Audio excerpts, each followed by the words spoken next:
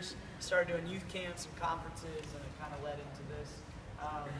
And let's see, what else do we always get asked?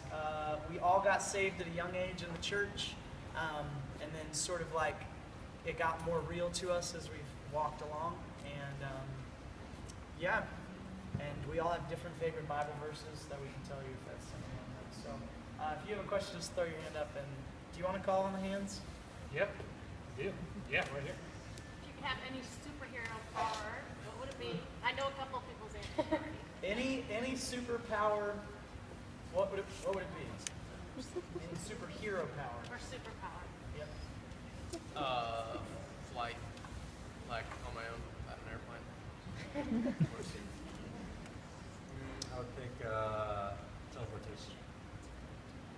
We didn't say our names either. This is Jeff. This is Ruben. I'm Mike. And my superhero power would be I'd be Frozone from The Incredibles. Yeah, I think I usually pick teleportation too. We can teleport together. Hold hands. If we hold hands, we go together. Yeah. That's how it works. Yeah, teleportation, but I can end up wherever, whenever. Like quantum leap? Yeah.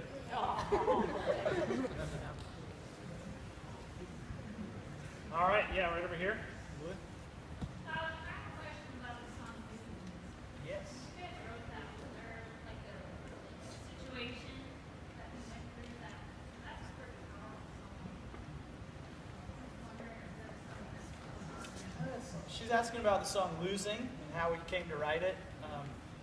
Are you guys familiar with that song? Some of you? Okay. The three of us actually wrote that song together. And It was a competition with WayFM. They told their listeners, submit your story, and 10th will write a song to it, or for it. So they whittled down like the top 10 and they gave it to us. And they were all about the same thing, which was like something had happened to them that they had a hard time forgiving the other person for overcoming that wrong that had happened. And so we wrote a song about forgiveness and how it feels like we're losing, we're getting the short end of the deal by forgiving somebody. And so, yeah. full disclosure, the idea for the chorus came from a Lauryn Hill song. I don't know how many Lauryn Hill fans are in the audience, but there's an old Lauryn Hill song that goes, Father, please forgive them, for they know not what they do. And I was like, man, if Lauryn Hill can write a song with that prayer, I'm going to write a song with that prayer. And then we just made the little switch, because the whole problem with like forgiveness is I wanted to write a chorus that was sort of empathetic. Because sometimes if you're just told, forgive them, like that doesn't really help you, right? But you get Jesus' empathy. You're like, okay, here's Jesus setting this impossible example. Like, I don't know how he spent that. And then just being real with God and going, okay, God, I want to do that, but you're going to have to give me help here. Because to forgive, like Christ had to die to forgive us, so we have to die to our right to be offended, right? We have to die to our bitterness.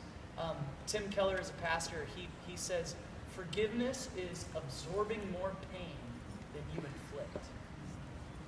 And only if you've received the grace of God do you have the ability to take in that pain and give back grace. Let's see. You've had your hand up. Let's go here. What do you expect your audiences to take away from going to a 10th Avenue North show? What do we expect the audience to take away from a 10th Avenue North show?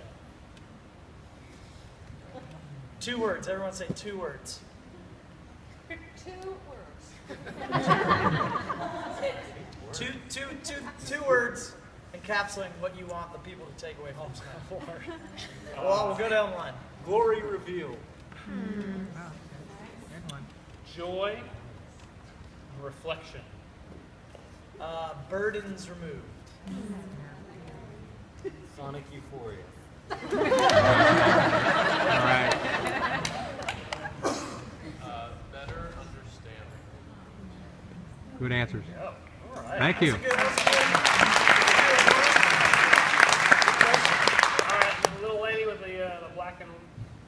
checkers there, yeah. Favorite animal? How about what's our favorite animal and what animal do we wish we could be? Maybe this. Am I going first? Favorite animal?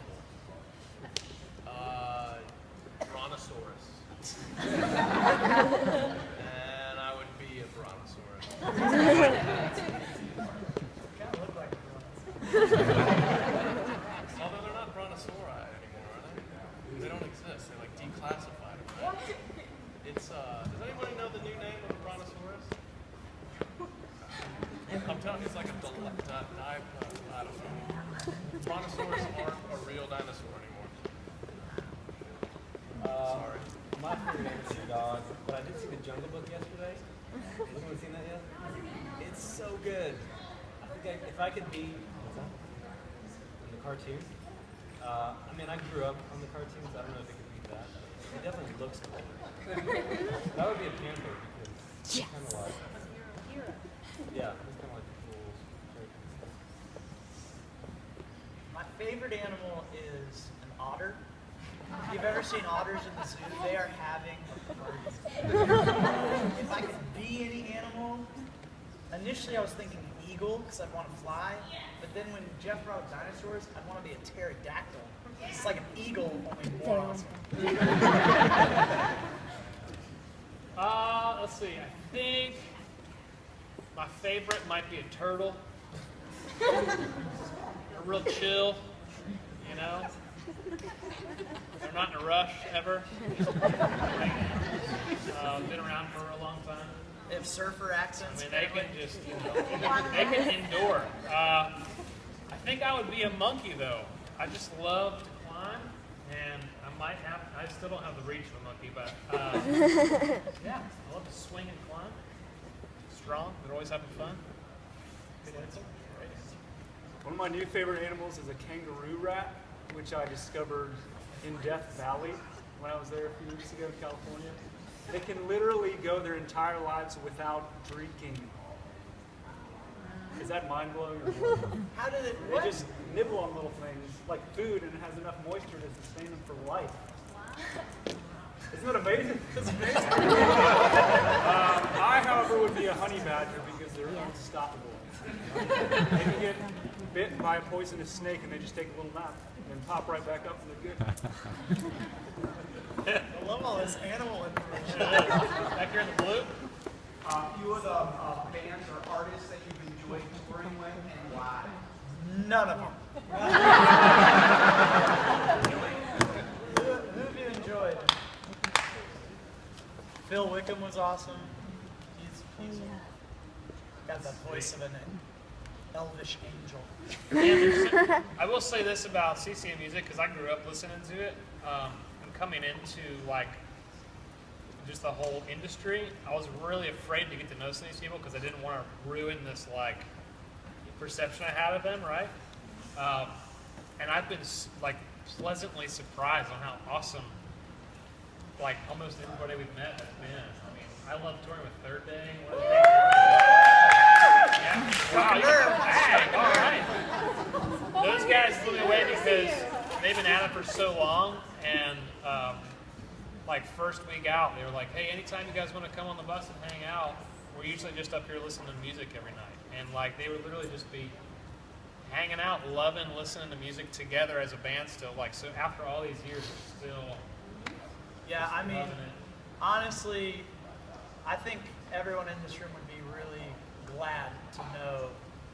I mean, sure, everyone's got faults, you know, but God's really, you know, there's a lot of great people in this industry. So, yeah, that list could go on and on for quite a while. Yeah, they're in the black. Favorite Star Wars character? Favorite Star Wars character? Definitely not Jar Jar Binks. Scratch that off the list. Yoda. Yoda.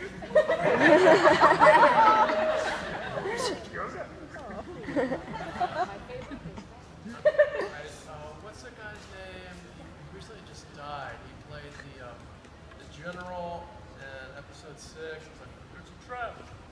You know, like Admiral Akbar. That guy. He's like a squid dude. He's got this like nasal thing. Yeah. That's